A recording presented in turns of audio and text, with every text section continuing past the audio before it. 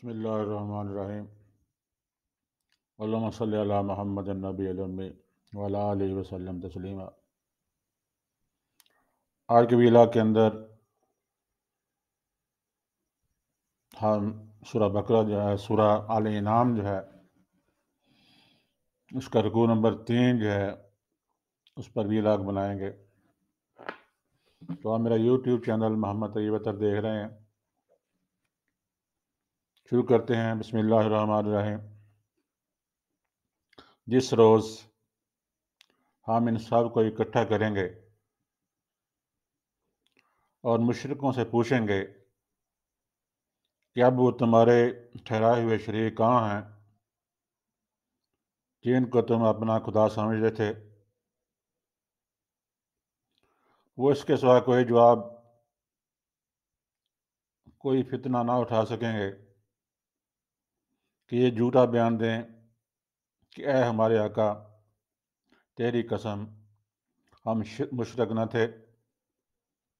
देखो उस वक़्त ये किस तरह अपने ऊपर आप झूठ गढ़ेंगे और वहाँ उनके सारे बनावटी मबूद गुम हो जाएंगे। इनमें से बाद लोग ऐसे हैं जो कान लगाकर तुम्हारी बात सुनते हैं, मगर हाल यह है कि हमने उनके दिलों पर पर्दे डाल दिए हैं। हमने उनके दिलों पर पर्दे डाल रखे हैं जिनकी वजह से वो इसको कुछ नहीं समझते, और उनके कानों में गिरानी डाल दी है कि सब कुछ सुनने पर भी कुछ नहीं सुनते। वो ख्वाह कोई निशानी देख लें, उस पर ईमान लाकर न देंगे। हाल यह है कि जब वो तुम्हारे पास आकर तुमसे झगड़ते हैं तो इनमें से बाज़ जिन लोगों ने इनकार का फैसला कर लिया है, वो सारी बातें सुनने के बाद यही कहते हैं कि ये एक दास्तान है पारीनिया के सिवा कुछ नहीं है।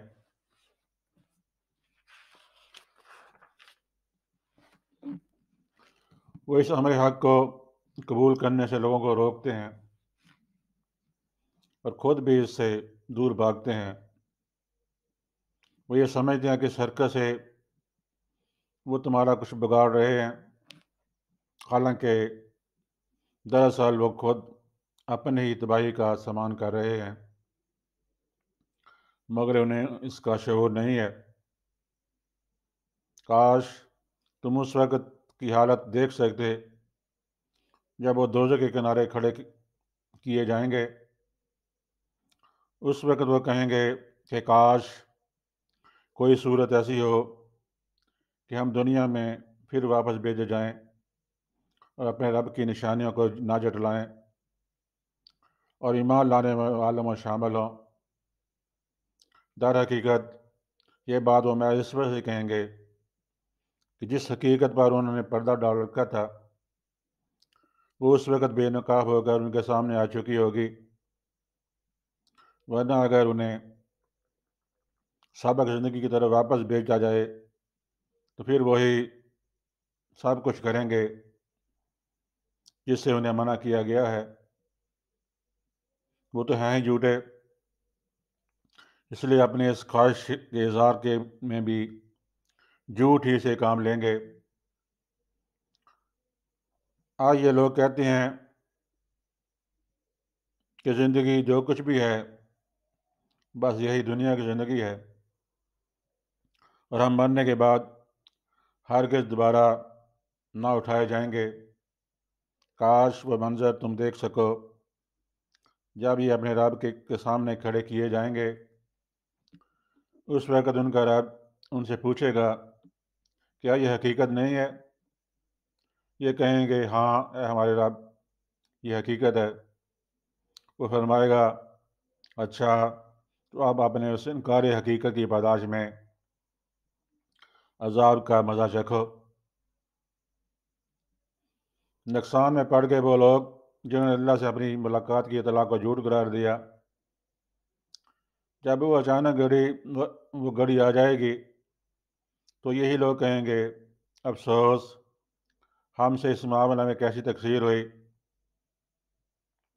اور ان کا حال یہ ہوگا کہ اپنی پیٹھوں پر اپنے گناہوں کا بوجھ لادے ہوئے ہوں گے۔ دیکھو کیسا برا بوجھ ہے جو یہ اٹھا رہے ہیں۔ دنیا کی زندگی تو ایک کھیل اور ایک تماشا ہے، حقیقت میں آخرت ہی کا مقام ان لوگوں کے لیے بہتر ہے جو ضیاء کاری سے بچنا چاہتے ہیں۔ پھر کیا تم لوگ عقل سے کام لوگے؟ وما علینا الا البلاغ۔ اس رکوع کے اندر کئی ایک باتیں جو ہیں کہی گئی ہیں۔ پہلا سوال تو مشرکوں سے اللہ تعالیٰ کے رسول کی زبان میں یہ پوچھا گیا ہے کہ وہ تمہارے ٹھہرائے ہوئے شریک کہاں ہیں جن کو تم اپنا خدا سمجھتے تھے؟ تو یہ سن کر قیامت کے روز کی بات ہے، وہ فتنہ اٹھائیں گے کہ اے اللہ تعالیٰ، اے اللہ، ہم ہرگز مشرک نہیں ہیں، ہم نے شرک نہیں کیا۔ تو اس طرح وہ جھوٹے بیان جو ہیں گھڑیں گے تاکہ اللہ تعالیٰ کی پکڑ سے اور عذاب سے بچ سکیں، لیکن ان کی جو ساری بناوٹی باتیں جو ہیں اور سارے کے سارے معبود جو ہیں ان سے گم ہو جائیں گے، اور وہاں ان کو وہ ٹھہرائے ہوئے شریک جو ہیں وہ نہیں ملیں گے۔ یہ شریک بوتی نہیں ہے، یہ شریک جو ہیں یہ دربار شربار جو ہیں، یہ جن کو بنائے ہوئے ہیں، جن سے کہتے ہیں کہ یہ ہماری فلاں حاجت پوری کر سکتے ہیں، پیر فقیر جو ہیں، تو یہ معبود ہی ہیں ان کے، لیکن وہاں یہ سارے کے سارے گم ہو جائیں گے۔ اس کے بعد اس رکوع کے اندر اللہ تعالیٰ پھر واپس آتا ہے اور قرآن کے بارے میں کہتا ہے کہ اس کو کان لگا کر وہ لوگ سنتے ہیں، لیکن ان کے دلوں پر پردہ پڑا ہوا ہے اور ان کے کانوں کے اندر گرانی ہے کہ وہ اس کو نہیں سمجھ سکتے، اور سب کچھ سننے کے بعد بھی ایسا محسوس ہے کہ انہوں نے کچھ نہیں سنا۔ اس کے علاوہ اللہ تعالیٰ فرما رہے ہیں کہ خواہ یہ کوئی نشانی دیکھ لیں، یہ قرآن کے اوپر ایمان لا کر نہیں دیں گے۔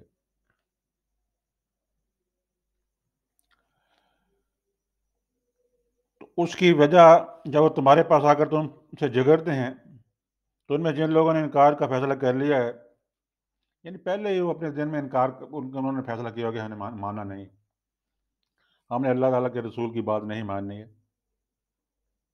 تو سب کو سننے کے بعد کیا کہتے ہیں کہ یہ داستان پارینیہ کے علاوہ کچھ نہیں ہے۔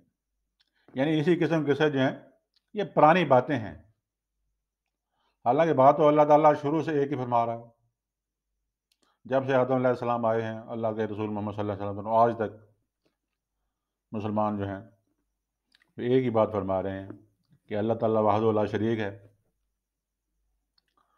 اور اسی کو ماننے سے انکاری ہیں۔ تو کہتے ہیں کہ یہ قصہ پارے نہیں ہے، پہلے ہم نے سنی ہوئی باتیں ہیں، کوئی نئی بات کرو۔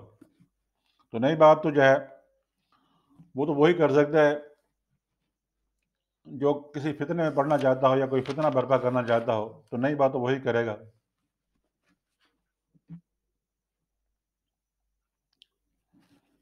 پھر اللہ تعالیٰ فرماتا ہے کہ یہ قبول نہیں کر رہے بلکہ دوسروں کو بھی روکتے ہیں اس قرآن کو قبول کرنے سے، اور یہ سمجھتے ہیں کہ اس طریقے سے کرنے سے وہ تمہارا کچھ بگاڑ سکتے ہیں۔ اللہ کے رسول سے فرمایا جا رہا ہے کہ یہ سمجھتے ہیں کہ اس طریقے سے یہ طریقہ اختیار کرنے کے بعد کہ لوگوں کو روکیں گے، خود نہیں قبول کریں گے تو تمہارا کچھ بگڑ جائے گا۔ حالانکہ قرآن جو ہے اس کو ماننے میں ان کا اپنا فائدہ ہے، نہیں مانیں گے تو اپنا نقصان کریں گے۔ تو اس نقصان کی تفسیر کچھ اللہ تعالیٰ مزید آگے جو آیتیں ہیں اس کے اندر بتا رہا ہے، اور اللہ تعالیٰ کے رسول سے فرمایا جا رہا ہے کہ کاش تم دیکھو اس وقت ان کی حالت دیکھ سکتے جب یہ لوگ جو ہیں دوزخ کے کنارے پر کھڑے کیے جائیں گے۔ تو اس وقت کیا کہیں گے، کاش کوئی صورت ایسی نکل آئے کہ ہم پھر دنیا میں واپس بھیج جائیں اور نیک اعمال کریں اور وہ باتیں کریں جو اللہ تعالیٰ کے رسول نے فرمائی ہیں یا اللہ فرما رہا تھا۔ تو اللہ تعالیٰ فرماتا ہے کہ یہ محض ان کے بہانے بازیاں ہیں، اگر ان کو دوبارہ دنیا کے اندر بھیج دیا جائے تو آج جو کچھ کر رہے ہیں اس وقت جا کے دوبارہ بھی یہی کچھ کریں گے۔ یہ صرف اس لیے کہہ رہے ہیں کہ آج ماننے سے جس بات سے وہ انکار کر رہے ہیں اس پر پردہ ڈال رکھا ہے انہوں نے، اور وہ پردہ جو ہے بے نقاب ہو کر ان کے سامنے آ جائے گا اس وقت، تو اس لیے یہ باتیں کریں گے۔ اللہ تعالیٰ فرما رہا ہے کہ یہ جھوٹے ہیں اور اس وقت بھی یہ جھوٹ ہی بولیں گے۔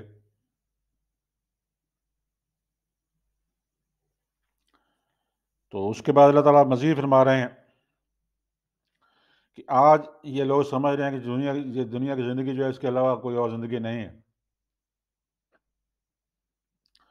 اور ہم مرنے کے بعد ہرگز دوبارہ نہ اٹھائے جائیں گے۔ آج یہ سمجھ رہے ہیں اس وقت،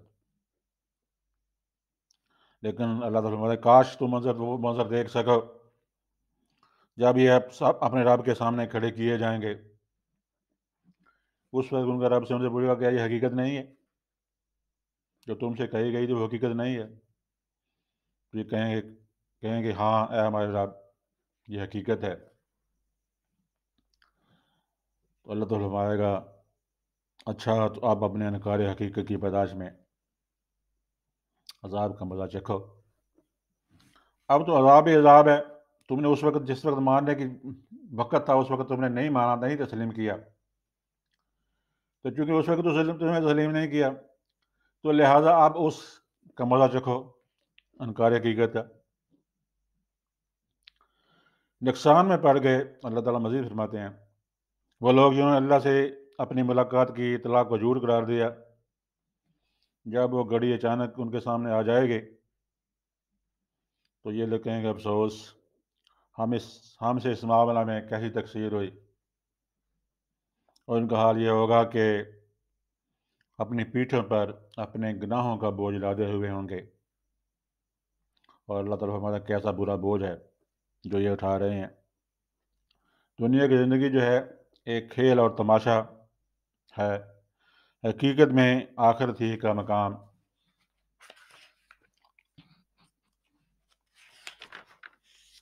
ان لوگوں کے لیے ہے جنہوں نے ان کے لیے بہتری اور ضیاءکاری سے بچنا چاہتے ہیں، جو نقصان سے بچنا چاہتے ہیں۔